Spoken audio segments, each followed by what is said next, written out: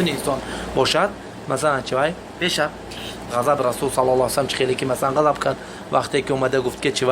گفت که ما شاء الله و شئت گفت که غضب رسول صلی الله علیه و سلم حتی احمر وجهه یعنی وقتی که گفت که یعنی رسول صلی الله علیه و سلم شرک آورد و غضب کرد علیه السلام این چی بود غضب فی ذات الله عز و جل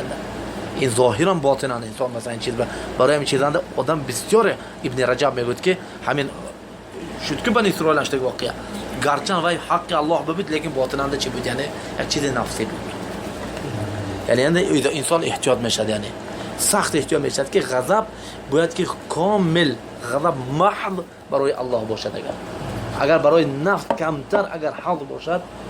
وای حال وای انسان بیانی هم به رسول صلی الله علیه و سلم غضب میکرد وقتی که اسامه اومده یعنی چیکار کرد یعنی همین مخزومیه وقتی که زنی که دوزی میکرد سونی وقتی که دست بافتاده سونی حکم کردن که مثلا کشتش یعنی دستش بریدن به سونی که گفتن که شفاعت کنید که شفاعت میکند اسامه حب ابن حب رسول الله رسول صلی غضب قال يا اسامه اتشفع في حد من حدود الله والله قلت لو فاطمه بنت رسول الله صلى الله عليه وسلم لو سرقت لقطعت يدها حاشاها میگذاری الله نگه داره فاطمه این خیلی چنین یعنی غضب کرد علیه الصلاه و السلام الا اذا انتهك حرمة من حد من حدود الله الا اذا انتهك حد من حدود الله میگفت المؤمنین عایشه رضی الله تعالی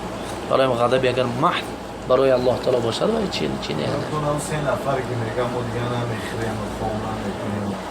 مناظره نمیکنیم بشنو غضب نعم این عندما رسول صلی الله علیه و سلم میگه ما بال قوم یقولون كذا و كذا غضب مثلا اجتناب اسباب الغضب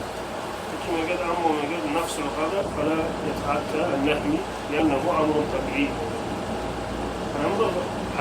همین گفتم که یعنی این چیز که یعنی چی میشد یعنی همین یعنی چی یکمش گفتم چی امر دویمش نهی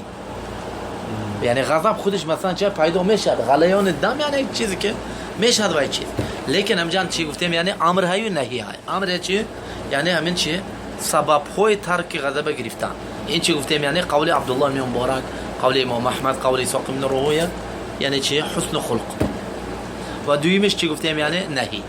یعنی حالتی که غضب که پیدا شده کن چیکار کن یکمش هم غضب نبیار حرکت کن که نیست شود لیکن وقتی که اومد نکن نهی وقتی غضبنده چی کن یعنی دهانت دست پات بند یک چند بار مره یک چند بار حدیثی عایشه رسول